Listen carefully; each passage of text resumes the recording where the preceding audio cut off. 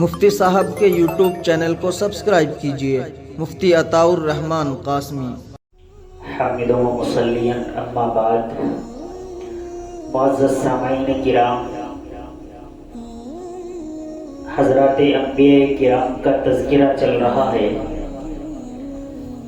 حضرت آدم علیہ السلام سے لے کر حضور پرنور نبی کریم صلی اللہ علیہ وسلم تک انبیاء کرام کے تذکرے کا ارادہ ہے، جس کا ماشاءاللہ تقریباً ایک حصہ مکمل ہو چکا۔ گزشتہ کئی ایک ہفتوں سے حضرت موسیٰ علیہ السلام کا ذکر چل رہا ہے۔ حضرت موسیٰ علیہ السلام کا واقعہ قرآن کریم نے بھی طویل بیان کیا ہے۔ اگر مکمل کو ایک ہی پروگرام میں لیا جائے تو 2 گھنٹے سے زیادہ کا پروگرام بن جائے گا، جسے یکمشت سننا کہنا دونوں مشکل ترین عمل ہیں۔ اس لیے الگ الگ حصوں میں اس کو تقسیم کر کے بیان کیا جا رہا ہے۔ گزشتہ پروگرام کا اخیر تھا، وہ فرعون کا اخیر تھا۔ حضرت موسیٰ علیہ السلام دریا کو اپنی قوم کے ساتھ عبور کر گئے تھے، اور فرعون کو اللہ تبارک و تعالی نے غرق کر دیا تھا۔ اب اس کے بعد کیا ہوا؟ بنی اسرائیل کے لوگ کہاں گئے؟ انہوں نے کیا کیا اس کے بعد؟ حضرت موسیٰ علیہ السلام اپنی پوری قوم کو لے کر، بنی اسرائیل کو لے کر دریا پار کر گئے۔ اس وقت کی تعداد مورخین نے مختلف لکھی ہے۔ ایک قول یہ ہے کہ بچوں اور عورتوں کے علاوہ جو جہاد کرنے والے لوگ تھے وہ تقریباً 6 لاکھ تھے۔ ایک قول کے مطابق 40,000 ہے۔ 6 لاکھ والی تعداد میں مبالغہ نظر آتا ہے، لیکن ایک بڑی تعداد تھی۔ عبور کرنے کے بعد چلے جا رہے تھے، راستے میں بنی اسرائیل نے دیکھا کہ ایک قوم ہے جو بتوں کی پوجا کر رہی ہے، بتوں کو پوج رہی ہے۔ اب کسی نے سوال کیا ہوگا کہ بھئی آپ ان بتوں کو کیوں پوجتے ہیں؟ جواب میں انہوں نے وہی کہا ہوگا کہ ان سے ہم اپنی حاجتیں پوری کراتے ہیں، ہماری ضرورتیں پوری ہو جاتی ہیں، جو مانگتے ہیں وہ قبول ہو جاتا ہے۔ اب بنی اسرائیل مستقل طور پر حضرت موسیٰ علیہ السلام سے چیزوں کو سمجھ رہے ہیں، تمام اللہ تبارک و تعالیٰ کے انعامات کا اپنی آنکھوں سے نظارہ کر رہے ہیں۔ لیکن جیسا کہ آج کل بھی مشہور ہے، جو لوگ مانتے نہیں ہیں انہیں کہا جاتا ہے کہ تم تو بنی اسرائیل ہی ہو کر رہے ہو۔ ان کے ذہن و دماغ پر اس طرح کی چیزیں تمام کے رنگ گئی تھی، رچ بس گئی تھی کہ انہیں اچھی چیز کم نظر آتی اور بری چیز کو فوراً کیچ کرتے۔ انہیں دیکھنے کے بعد حضرت موسیٰ علیہ السلام سے کہنے لگے، اے موسیٰ، آپ بھی ہمیں اس طرح کے کچھ معبود بنا دیں، آپ بھی ہمیں اس طرح کے کچھ بت بنا دیں جن کی ہم پوجا کرنے لگیں، پرستش کرنے لگیں۔ یہ جاہلانہ مطالبہ تھا۔ حضرت موسیٰ علیہ السلام اس مطالبے پر سخت ناراض ہوئے، بہت سنائی، بہت برا بھلا کہا، سخت و سست کہا۔ انہیں یاد دلایا کہ تم اللہ کے اتنے انعامات کو دیکھ رہے ہو، اپنی آنکھوں سے دیکھتے ہو، تمہیں معلوم ہے کرنے والی ذات اللہ کی ہے، پھر بھی تم اس طریقے کا مطالبہ کرتے ہو۔ اس بات سے معلوم ہوا کہ غلط بات پر غصہ آ جانا یہ کمال کے خلاف نہیں ہے، اگر کوئی کامل آدمی ہے، اگر کوئی بہت اچھا آدمی ہے، تو آپ اس سے یہ امید نہ کریں کہ اسے غصہ نہیں آ سکتا ہے. نہیں، غصہ آ سکتا ہے، اور لکھا ہے کہ غلط بات پر غصہ آنا بھی چاہیے. حضور پرنور نبی کریم صلی اللہ علیہ وسلم کو بھی غصہ آ جایا کرتا تھا، یہاں تک کہ آپ کا چہرے مبارک سرخ ہو جاتا تھا. تو حضرت موسیٰ علیہ السلام کو غصہ آیا، انہیں دھمکایا، ڈانٹا ڈپٹا، اور انہیں کہا اپنا سیدھے چلتے رہے. کہاں کن کن باتوں پر تم غور کرتے رہتے ہو، کہاں کہاں تمہارا ذہن و دماغ جاتا رہتا ہے. چلتے رہے. اب ایک طویل سفر کر چکے ہیں. اب کہنے لگے موسیٰ ہم کب تک چلتے رہیں گے، تھک چکے ہیں، چلتے چلتے عاجز آ چکے ہیں. اب ہمیں مکانات چاہیے جن میں ہم قیام کر سکیں، جہاں ہم رہ سکیں. اس سے اچھے تو ہم نعوذ باللہ وہی فرعون کے ساتھ تھے، کم از کم اپنے گھروں پر تو رہتے تھے. حضرت موسیٰ علیہ السلام نے اللہ تبارک و تعالی سے دعا کی کہ اللہ کچھ رہنے کا انتظام فرما دے. آگے قوم عمالقہ کا علاقہ تھا. اللہ تبارک و تعالی نے فرمایا کہ یہ جو قوم عمالقہ ہے یہ میری نافرمانیاں کر رہی ہے اور یہ اس پر شرم تک پہنچ چکی ہے. اب ان کا علاج ضروری ہے. اب تم ایسا کرو کہ اس قوم سے جہاد کرو، انہیں مار بھگاؤ، یہ گھروں کو چھوڑ کر بھاگ جائیں گے اور تم وہاں پر قیام کر لے. حضرت موسیٰ علیہ السلام نے قوم سے کہا کہ اب ہم ایسا کرتے ہیں کہ اس قوم سے لڑتے ہیں اور لڑنے کے بعد یہ لوگ چلے جائیں گے، ہم یہاں پر قیام کر لیں گے. اب ایک بڑی تعداد ہے، لیکن بزدلی بڑی خراب چیز ہے. اگر ہزاروں لوگ بھی ہیں اور وہ بزدل ہیں، وہ کچھ نہیں کر سکتے ہیں. اور صرف 10-20 لوگ ہیں لیکن وہ دل والے ہیں، کچھ کر گزرنے کا جذبہ رکھتے ہیں، جن کے دل پر ہار یا مر جانے کا کوئی خطرہ نہیں ہے، وہ 10-20 سینکڑوں اور ہزاروں سے لڑ جاتے ہیں. انہوں نے کہا کہ ہم سے یہ نہیں ہو سکے گا. یہ جو قوم عمالقہ کے لوگ ہیں یہ تو بڑے طاقتور لوگ ہیں، ہم کمزور لوگ ہیں، ہم نہیں لڑیں گے ان سے. جو بہت زیادہ مشہور ہے کہ آپ اور آپ کا رب جائیں لڑیں، ہم تو یہیں بیٹھے ہوئے ہیں. یہ انہی لوگوں نے اسی وقت کہا تھا کہ موسیٰ وہ لوگ نکل جائیں گے تو ہم داخل ہو جائیں گے، لیکن ہم وہاں جا کر انہیں نکالیں ایسا تو ہم سے نہیں ہو پائے گا. آپ جائیں، آپ کا رب جائیں، لڑیں، ہم تو یہیں بیٹھے ہوئے ہیں. جب وہ لوگ چلے جائیں گے ہم داخل ہو جائیں گے. انہوں نے جہاد سے انکار کر دیا. جہاد سے انکار کر دیا. جہاد بہت بڑی چیز ہے دین شریعت کے اندر. جہاد ہے اپنی قوم کے لیے لڑنا، جہاد ہے اپنی ملت کے لیے لڑنا، جہاد ہے اپنے ملک کی خاطر قربانی دی. جس طریقے پر ہمارے اسلاف نے اپنے اس پیارے ملک کو آزاد کرانے کے لیے قربانیاں دی ہیں، انہوں نے جہاد لڑا ہے.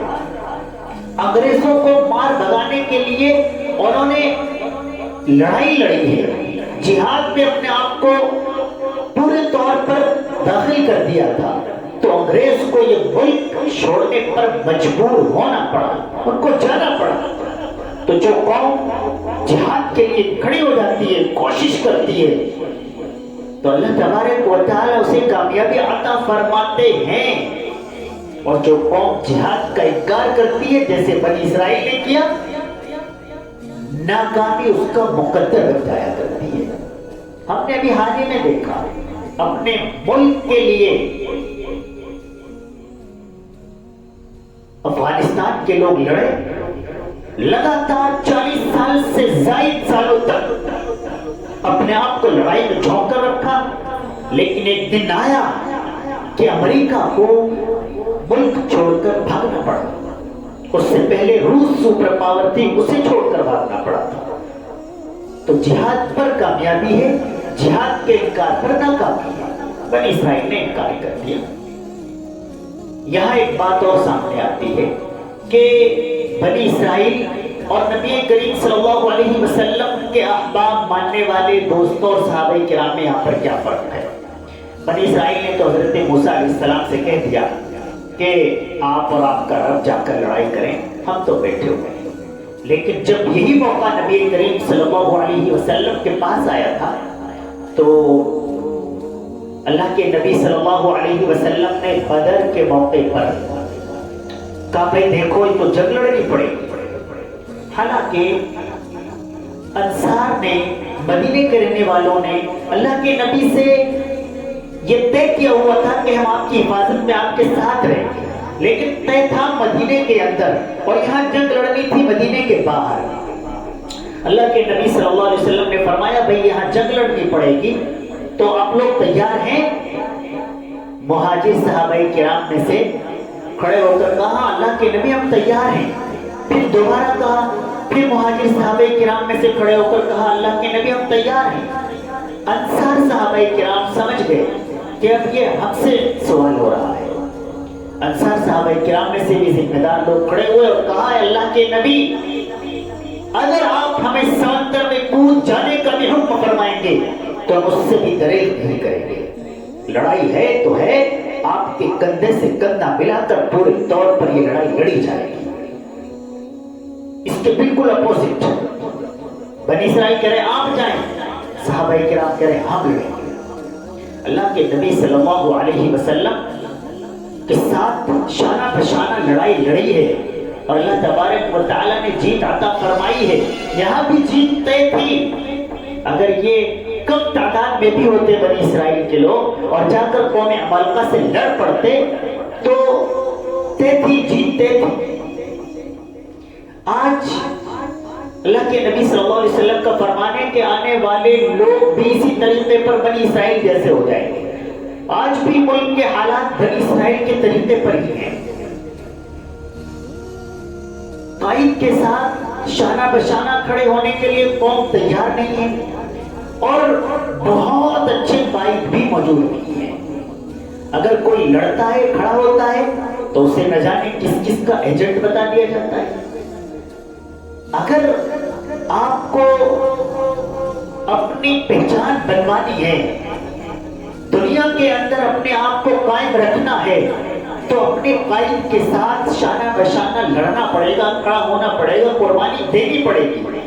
جس طریقے پر بنی اسرائیل حضرت موسیٰ علیہ السلام سے طرح طرح کے مطالبے کرتے تھے, آج ایسے ہی قوم قائدین سے طرح طرح کے مطالبے تو کرتی ہے کہ جی یوں ہونا چاہیے, یوں ہونا چاہیے, ایسا کرنا چاہیے, ایسا کرنا چاہیے. لیکن آپ کو کیا کرنا چاہیے؟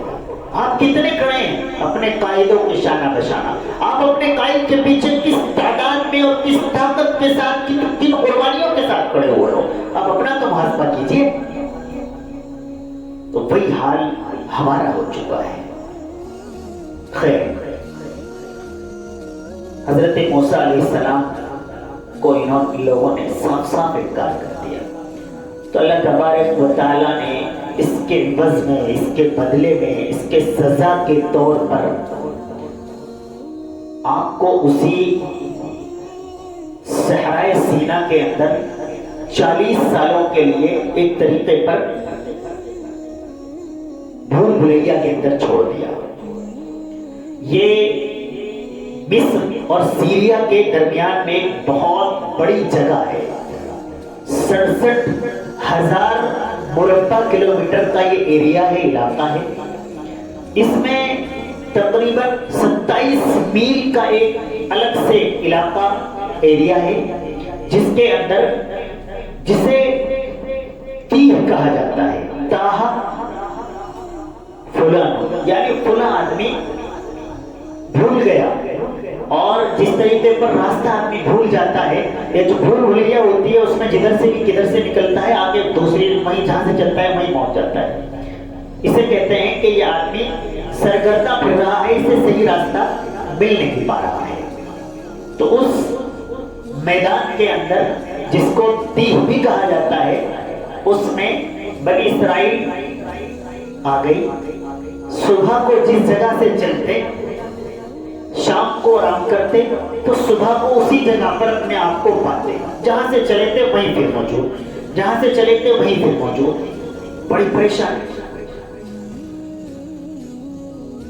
جیسے پہلے تیل پیڑتے تھے تو بیل چاروں طرف ایسے گھومتا تھا، یہ چلتا پورے دن تھا، لیکن جہاں سے صبح کو چلتا شام کو وہیں آ موجود ہوتا.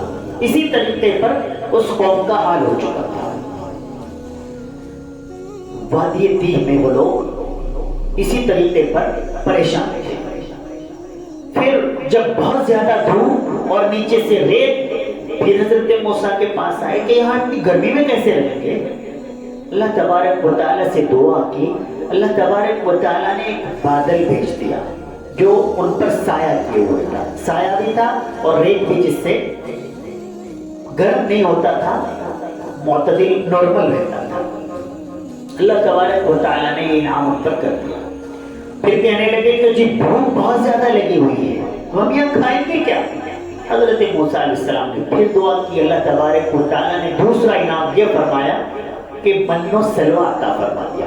من و سلوہ کے بارے میں کچھ لوگوں کا خیال ہے کہ یہ ایک ہی کھانے کی چیز کا نام ہے، لیکن تاریخ کے اندر لکھا ہے کہ شام کو جب سوئے تو صبح کو دیکھا کہ جیسے شبنم پڑتی ہے یا برف پڑتی ہے یا اولے، اس طریقے کی سفید چیز صبح ہی دیکھا کہ پڑی ہوئی ہے. اس کو کھا کر دیکھا تو بہت میٹھی تھی. اب ایک وقت کا یہ کھانا ہو گیا میٹھا، اسے من کہتے ہیں. شام کو دیکھا کہ ایک ہوا چلی اور بہت ساری چڑیاں آ گئی. پھر انہیں بھون کر کھانا شروع کر دیا. یہ شام کا کھانا ہو گیا، نم کھانا ہو گیا. اسے من و سلوہ کہا جاتا ہے. شام والے کھانے کو جو نمک کا کھانا تھا اس کو سلوہ کہا جاتا ہے. اللہ تبارک و تعالیٰ نے یہ انعام کیا. اس کو کھانے پینے لگے، آرام سے رہنے لگے. پھر کہنے لگے کہ جی پانی تو نہیں ہے. اللہ تبارک و تعالیٰ سے پھر حضرت موسیٰ نے دعا کی. اللہ تبارک و تعالیٰ نے فرمایا کہ آپ کو پتھر پر اپنی یہ عصا مارنے، اپنی لاٹھی مارنے تو پانی جاری ہو جائے گا. اللہ تبارک و تعالیٰ کے حکم سے 12 چشمے جاری ہو گئے. 12 قبیلے تھے، سب کے لیے الگ الگ پانی کا بھی ارینجمنٹ ہو گیا، انتظام ہو گیا. تیسرا اللہ تبارک و تعالیٰ نے انعام فرمایا کہ پانی ماشاءاللہ بہت میٹھا ملنے لگا. اب اس کھانے کو کھاتے رہے. پھر اس کھانے کو اللہ تبارک و تعالیٰ کا حکم تھا کہ اسٹاک مت کرنا، اسے جمع کر کے مت رکھنا. بس صبح ہو تو تازہ کھانا کھاؤ، شام ہو تو تازہ کھانا کھاؤ. اللہ تعالیٰ نے اگلے دن کا بھی انتظام کیا ہوا ہے. لیکن یہ لوگ تو کہاں ماننے والے تھے. انہوں نے وہ کھانا جمع کرنا شروع کر دیا، پھر وہ خراب ہونا شروع کر دیا. کتابوں کے اندر لکھا ہے کہ اگر یہ لوگ جمع نہ کرتے تو اب بھی جو کھانا گرمی میں رکھتے ہیں خراب ہو جاتا ہے، گوشت خراب ہو جاتا ہے. یہ گوشت کبھی خراب نہ ہوا کرتا اگر وہ لوگ جمع کر کے نہ رکھتے اور ان کا وہ گوشت خراب نہ ہوتا. کھاتے پیتے رہے، آرام سے رہے. پھر اور مزید احمقانہ مانگ. کہنے لگے موسیٰ یہ گوشت اور یہ میٹھا کھاتے کھاتے تو ہم اکتا گئے، ہمارے لیے ذرا کچھ سبزی وبزی کا تو انتظام کراؤ. ساگ، سبزی، ککڑی، کھیرے، مولی، یہ اس طرح کا انتظام تو کراؤ. حضرت موسیٰ علیہ السلام بہت ناراض ہوئے. کہنے لگے یہ اسپیشل کھانا آپ کو اللہ تبارک و تعالیٰ کی طرف سے ملتا ہے، آپ اتنے ہلکے کھانے کی بات کر رہے ہیں، گاجر مولی کی بات کر رہے ہیں، سبزی کی بات کر رہے ہیں، پیاز کی بات کر رہے ہیں. اگر آپ کو یہی کھانا ہے تو جاؤ کھیتی کرو اور کھاؤ. اللہ تبارک و تعالیٰ کی طرف سے تو یہ اسپیشل ڈش آ رہی ہے، اس کی کیا ضرورت ہے. اس کے بعد حضرت موسیٰ علیہ السلام سے وعدہ کیا گیا تھا کہ آپ کو پھر ایک پوری شریعت، پورا قانون دیا جائے گا. اور جب یہ آزادانہ زندگی گزار رہے تھے تو ایک قانون کی ضرورت وہاں پر تھی بھی. فرعون تو تھا نہیں کہ اس کے الٹے پلٹے قانون چلتے، ان کو ضرورت بھی تھی اور وہ کچھ اب صحیح سے بھی ہوتے جا رہے تھے. جو 40 سالہ یہ مدت تھی، اس میں بہت سارے لوگ جو پرانے تھے وہ انتقال کرتے جا رہے تھے، نئی جنریشن آ رہی تھی. تو حضرت موسیٰ علیہ السلام نے کوہ طور پر جانے کا ارادہ کیا اور اللہ تبارک و تعالیٰ کے یہاں جہاں پر بلایا تھا اللہ تبارک و تعالیٰ نے وہاں پہنچ گئے. پہنچنے کے بعد مختصر یہ کہ حضرت موسیٰ علیہ السلام نے اللہ تبارک و تعالیٰ سے وہاں پر گفتگو کی. آپ نے بالکل صاف کر دیا گیا. حضرت موسیٰ علیہ السلام نے عرش کو اپنی آنکھوں سے دیکھا. آواز چاروں طرف سے آئی, بہت پیاری سنہری آواز کی, چیزیں پتہ چلی. تو وہ آواز سننے کے بعد حضرت موسیٰ علیہ السلام کے دل کے اندر اشتیاق پیدا ہوا کہ مجھے اللہ تبارک و تعالیٰ کی زیارت کرنی ہے. اللہ تبارک و تعالیٰ سے درخواست کر ڈالی کہ اللہ مجھے آپ کی زیارت کرنی ہے. اللہ تبارک و تعالیٰ نے فرمایا کہ آپ زیارت نہیں کر پائیں گے. آپ کے سامنے میں اس پہاڑ پر اپنی تجلی ڈالوں گا. اگر یہ پہاڑ ریزہ ریزہ ہو گیا تو پھر آپ زیارت کر ہی نہیں پائیں گے. اللہ تبارک و تعالیٰ نے کچھ عجیب طریقے کی ہوائیں چلائیں, بجلی, اندھیرا, کبھی کہیں روشنی, اس طریقے کا نظام بنا. پھر عرش سے فرشتے آئے, انہوں نے زور سے اللہ تبارک و تعالیٰ کا ذکر کیا کہ وہ بجلی کی کڑک کی آواز اس کے سامنے باندھ پڑ گئی. دوسرے آسمان کے فرشتے آئے تو ایسا محسوس ہوا جیسے لاکھوں میل کا کوئی سمندر ہو, اس میں طغیان ہے اور اس میں طوفان آ گیا ہو. اس طریقے کی آوازیں آنے لگی. پھر اخیر میں اللہ تبارک و تعالیٰ نے پہاڑ پر اپنی تجلی ڈالی تو پہاڑ ریزہ ریزہ ہو گیا. حضرت موسیٰ علیہ السلام بھی بے ہوش ہو گئے. اللہ تبارک و تعالیٰ نے اپنی رحمت سے, قدرت سے حضرت موسیٰ علیہ السلام کو ہوش ملایا. اس سے پہلے حضرت موسیٰ علیہ السلام جب وہاں سے چلے تھے تو اپنے بھائی حضرت ہارون علیہ السلام کو وہاں کا نگراں, اپنا جانشین اور اپنا خلیفہ مقرر کر دیا تھا کہ آپ اپنی میری اس قوم کی نگرانی کرنا, ذرا اچھے سے دیکھ بھال رکھنا اور ان کے ساتھ اچھا معاملہ کرنا, اچھے طریقے پر پیش آنا. حضرت موسیٰ علیہ السلام یہاں پر اللہ تبارک و تعالیٰ کے حکم پر موجود ہیں اور اللہ سے اللہ کی زیارت کی درخواست کی. اس پر اللہ تبارک و تعالیٰ نے وہ تجلی دکھائی اور وہ پہاڑ چور چور ہو گیا. پھر اللہ تبارک و تعالیٰ نے کتاب تورات نصیب فرمائی. ایک طرف اللہ تبارک و تعالیٰ نے کم و بیش 104 کتابیں نازل فرمائی, جس میں 100 صحیفے ہیں, 4 کتابیں ہیں. توریت حضرت موسیٰ علیہ السلام پر نازل ہوئی ہے. اللہ تبارک و تعالیٰ کے حکم سے ماشاءاللہ وہ عنایت کی گئی اور آپ تشریف لے آئے. اس کے بعد کیا ہوا, قوم نے حضرت موسیٰ کے پیچھے کیا کارنامے انجام دیے, انشاءاللہ اگلی مرتبہ میں یہ بیان کیا جائے گا. وآخر دعوانا الحمدللہ رب العالمین.